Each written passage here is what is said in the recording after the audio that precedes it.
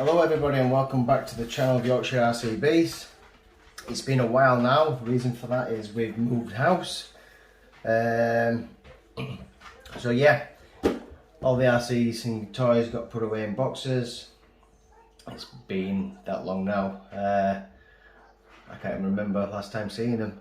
I've blown the dust off for this one. This video is going to be about this build on my SCX10 2 I purchased off a friend called Ryan. When I got the vehicle off of him, I stripped it all down, put new bearings in it, greased everything up that needs sorting out, checked it all over. This truck itself will be a low centre of gravity build. Reason for that is I want to do a few hill climbs with this one, a bit of a rock climber. So we're going with a Lexan Toyota shell. I'm going to get as much weight down as possible. So for this vehicle, which you will have seen this shell itself, you'd have seen it in a few videos. It's had a few scratches and buff marks now, as you know. That's what happens to them when they're out and about. I'm not bothered about that. The shell itself is Toyota Hilux. It's got a honcho cage type thing on the back. That's about it for the shell. I did build a interior for the cockpit, which is a lexan. That's just stuck in with a bit of double black sticky tape. Gives it a bit of scale reality. Couple of scale accessories and that lot. There's a little bit of weight in the back of the shell in this cage. That makes no difference really to what I'm going to be doing. I've tried to counterbalance everything else out the other way around on the rig itself. So that's the shell. The truck itself, the rig, it's an SCX10 2. It's got a few modifications, so it's not stock.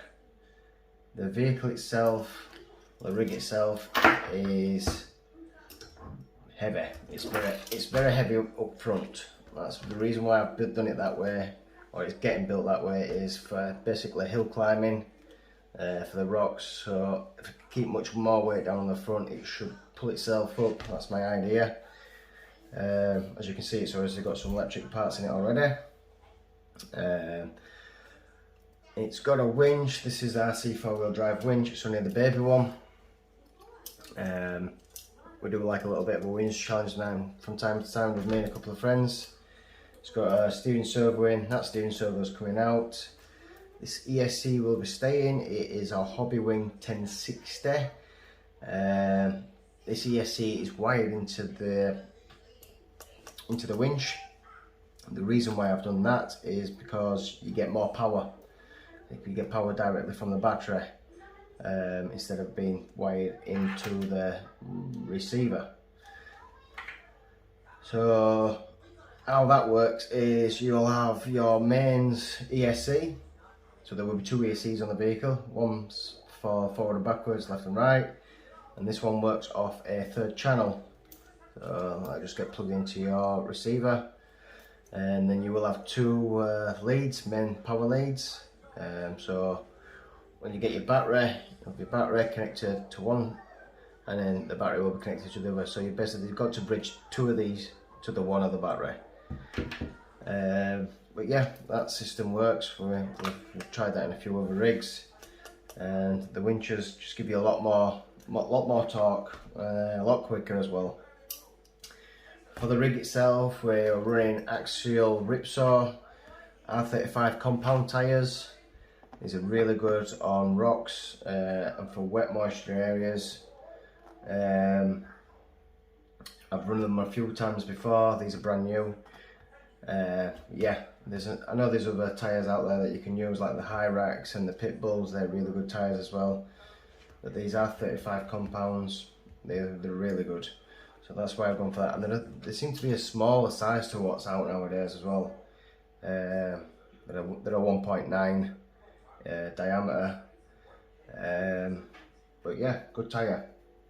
For the truck itself, we've got some brass knuckles up front, both sides. We've got a brass pumpkin cover. That's all up on the front. I've left brass away from the back end of the vehicle.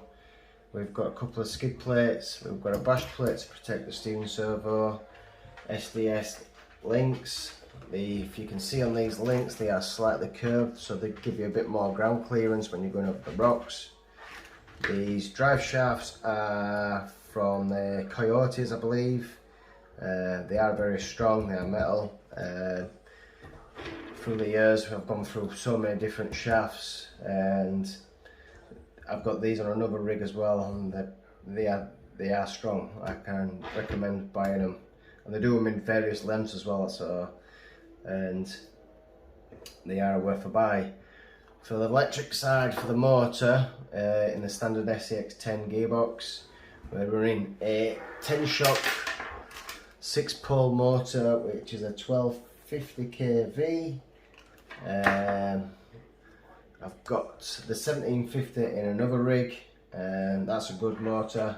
So this one I thought would go down on speed but keep the torque there. So the steering servo will be coming out, will be replaced with a Savox waterproof steering servo. I've used these before, these are good. For the price they are anyway. I will leave a link in the description below to where you can get this from. And the next thing we'll be fitting is a Sidewinder 4. Now, a friend recommended the Sidewinder 4 to me. I do have a Sidewinder 3, very good ESC.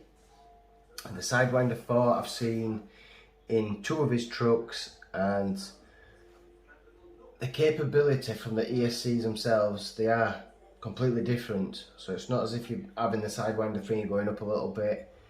It is a completely different ESC. It just separates from the Sidewinder 3 to the Sidewinder 4.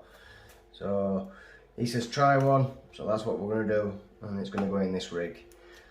Also, I would like to say thank you to Drew. He sent me the Spectrum receiver. This is a SR315.